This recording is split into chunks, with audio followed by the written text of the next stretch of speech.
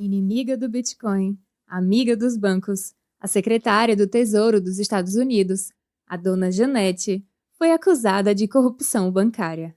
Até o Lula vai querer aprender com ela agora. Este é o Visão Libertária, sua fonte de informações descentralizadas e distribuídas. Janet Louise Yellen, de 75 anos, é a atual secretária do Tesouro americano. É um cargo comparável ao nosso Ministério da Economia. É a segunda vez dela nessa cadeira. A primeira foi durante o governo Trump, mas depois, Joe Biden a pôs de volta na posição. Outro fato importante para ela é que foi a primeira mulher com essa função nos Estados Unidos. E durante o mandato, ela tem dado total apoio às novas e desastrosas políticas econômicas do Creepy Joe, além de, sempre que possível, engrossar o coro contra criptomoedas, principalmente o Bitcoin. Ela tá brava. Quer tributar todo mundo que quiser acumular satoshinhas. Eita. Mas recentemente, a dona Janete foi acusada de corrupção bancária.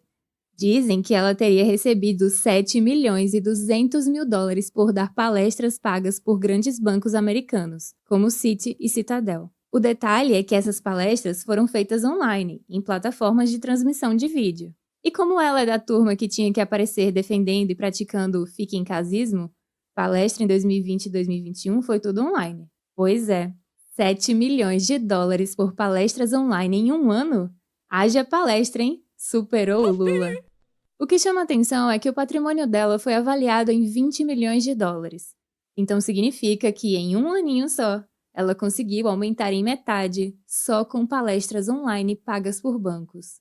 A renda dela distribuída anualmente, como funça norte-americana, é de uns 221 mil dólares. Se isso é verdade mesmo, ao ver que os bancos americanos estão pagando, e muito, para uma pessoa ligada diretamente às diretrizes governamentais da economia, é fácil de entender que isso é parte de uma campanha forte contra as moedas não estatais. No momento, nos Estados Unidos, a turma das legislações está rabiscando forte para tentar restringir o uso de criptomoedas. E a secretária Janete aí tem feito de tudo para que a legislação vá ao máximo possível contra quem fugir da moeda estatal.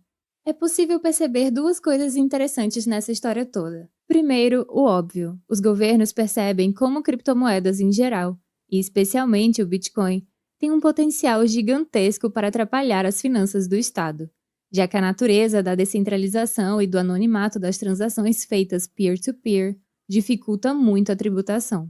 Essa característica dá ao indivíduo a chance de controlar e preservar o seu próprio dinheiro, e a não depender das intervenções monetárias no papelzinho colorido estatal, podendo escolher qual a melhor moeda que atende às suas necessidades. Estamos iniciando uma era de livre mercado de moedas digitais concorrentes, algumas que são realmente cripto, como Bitcoin, Monero, Dash, Zcash, que são imunes ao Estado, e outras que têm dono, que podem ser um alvo de governos. Mas sempre que as criptomoedas não passarem por uma empresa, exchange para comprar ou investir, que está sempre subjugada ao fisco, só as duas pessoas nas pontas da transação vão saber o que foi feito. Não só o governo dos Estados Unidos, mas no mundo todo, governantes se preocupam com o excesso de moeda não estatal pelas pessoas. E as pessoas também devem se preocupar.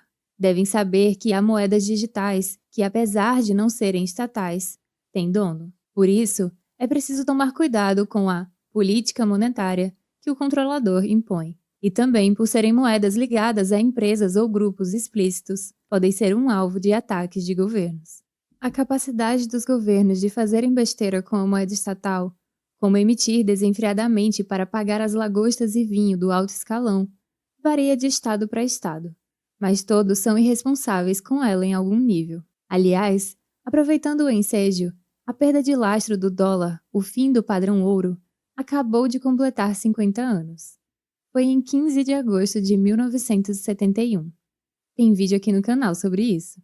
Os governos nunca vão se preocupar com a perda de valor da moeda, ao multiplicarem o seu volume por um fator maior do que o crescimento da produtividade. Ambos os lados deveriam crescer juntos, mas os governos usam isso como uma maneira de roubar suavemente a população para se financiar.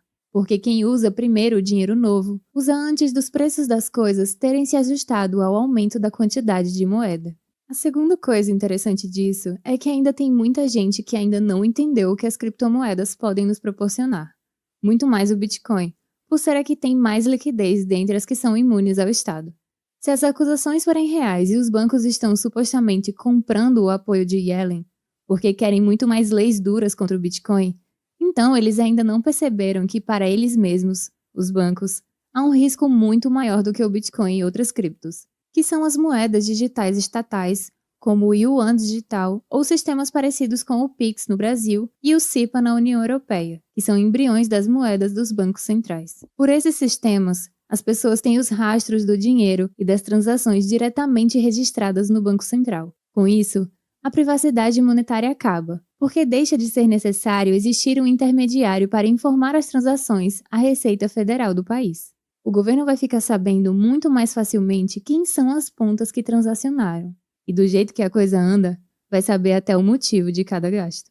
É claro que quando as criptomoedas estiverem em hegemonia e as pessoas aprenderem a guardar de forma responsável, segura, sem deixar a custódia do dinheiro para um terceiro, os bancos ainda poderiam vender serviços de custódia, câmbio e de investimentos para quem quisesse isso. Mas caso o Bitcoin e outras moedas sejam proibidas, mas nunca tecnicamente impedidas, é claro, por governos, e o dinheiro fiat for oficializado como digital, os bancos passariam a ser algo como filiais ou empresas franqueadas de cada banco central. Mas sempre que o Estado dificulta o acesso ou o uso de algo, as pessoas encontram formas de usar uma outra coisa que julgarem melhor.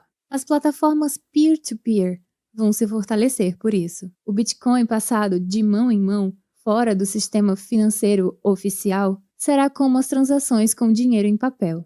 E as transações com dinheiro estatal entre contas nunca poderão ser relacionadas obrigatoriamente com o motivo verdadeiro. E se for obrigatório dizer o motivo da transferência de dinheiro estatal, rapidamente as pessoas vão criar formas de descrever por que estão mandando ou recebendo. Só para constar, nunca haverá tanta gente caridosa fazendo tantas doações e emprestando dinheiro para um amigo, cunhado, etc. Para quem critica pela moralidade o uso de dinheiro que o governo não quer, não importa. Seja Bitcoin ou papelzinho colorido estatal, dólar, real, euro, yuan, etc. Qualquer um são usados para coisas boas ou ruins, até para crimes. Não é legislação que determina o que é ético. Então não tenha medo de se libertar. Aprenda o que é criptomoeda, como adquirir, transferir e, principalmente, guardar de modo privado. É a única forma de se defender e, ao mesmo tempo, de atacar o Estado. Demora, mas cuide de você e dos seus próximos. É exatamente porque os libertários não querem salvar o mundo, mas sim se salvar dele, que o mundo será salvo. Obrigada por sua audiência.